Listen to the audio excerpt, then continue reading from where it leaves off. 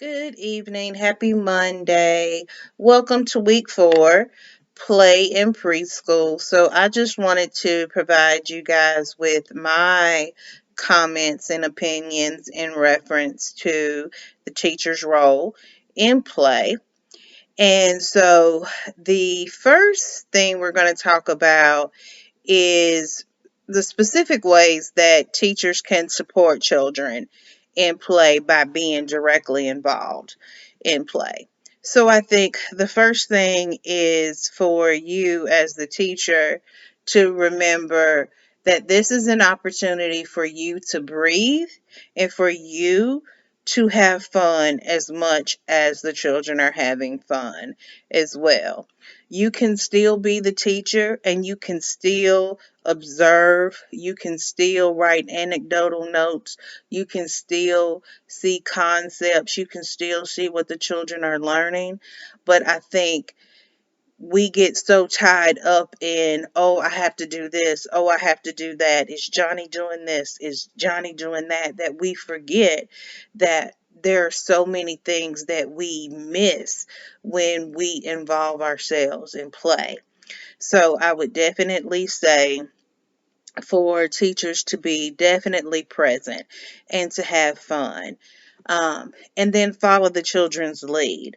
Don't be afraid if they are making a birthday cake in dramatic play that you add to it. You talk about measuring. You talk about counting. How many eggs are we going to add? How much milk are we going to add? Because you're bringing more thought and detail to play. You're asking them questions. So you're extending the play with the child. So again, just my strategies I tell people is just have fun and just go with the flow because you would be surprised how much fun you as the teacher are going to have, but how much you're going to see that a child has really learned, or you're going to get a bright idea to come up with a lesson plan or a theme or a study that's going to carry you through. So think about those things. Two specific ways teachers can act directly in the background is just basically if you again are looking to observe a certain skill. A lot of times, yes, you do want to give children that few minutes to see if they are showing you that they have learned or grasped the concept that you have taught them. So just it's almost like you're doing parallel play. You are playing with them, but you're playing alongside of them, not with them. So I think sometimes doing parallel play, you're indirectly involved, but you are involved because that way, if you need to slide in, you can. And then if you need to slide out of the play experience, you can as well.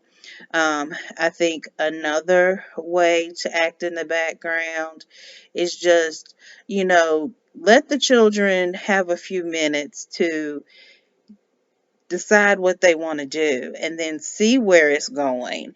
And then a lot of times children resolve problems on their own. They don't need us. So sometimes just standing back and just observing the children and seeing where it goes, or you might see a disagreement that may take place and the children handle it perfectly.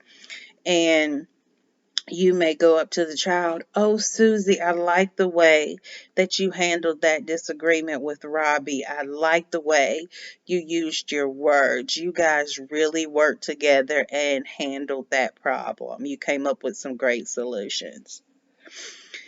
Um, and then for me, I would have to say the teacher being more directly involved in play is more beneficial than not because children, they already They already come equipped with so many skills, but then it's our job as teachers to enhance those skills. And us sitting back on the sidelines is not really helping them. And yes, there is a time where we need to stand back and observe and see how children interact with each other, how they play with materials, those types of things. It's just like when you go outside.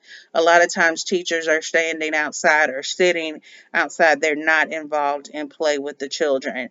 But think about how many skills children can learn, or that their skills can be enhanced if the teacher was out running with the child, skipping with the child, hopping with the child, playing basketball with the child. There's so many different things. So again, it's a matter of preference. I think that sometimes as educators, you're going to know when you need to be in the midst of play, directly involved, and then there's going to be times where you have to pull back. So there is going to be a mixture, and then it also depends on the child. You're going to have some children who prefer to play by themselves, who they're very self-sufficient, so they may not need you directly in their play.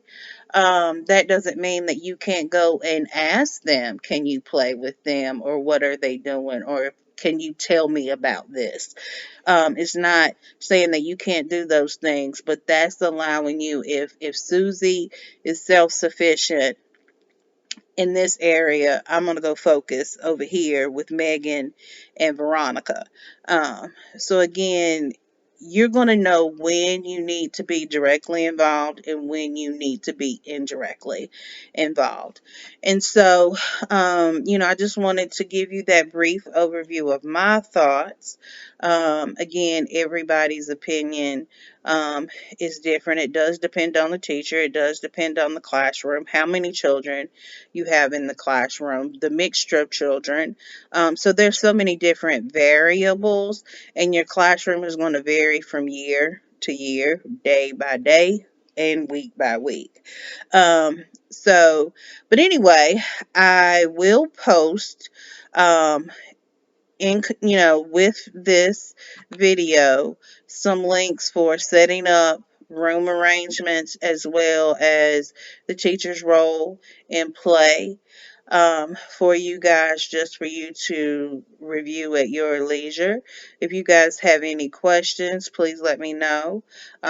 Please remember that your initial post is due by Wednesday, February the 3rd, by 11:59 Eastern Standard Time. You are to respond to 2 or 3 of your classmates' posts, and you are to participate in the discussion board on 3 different days. So I'm looking forward to reading your post as well as your replies to your classmates. And have a great week, everyone.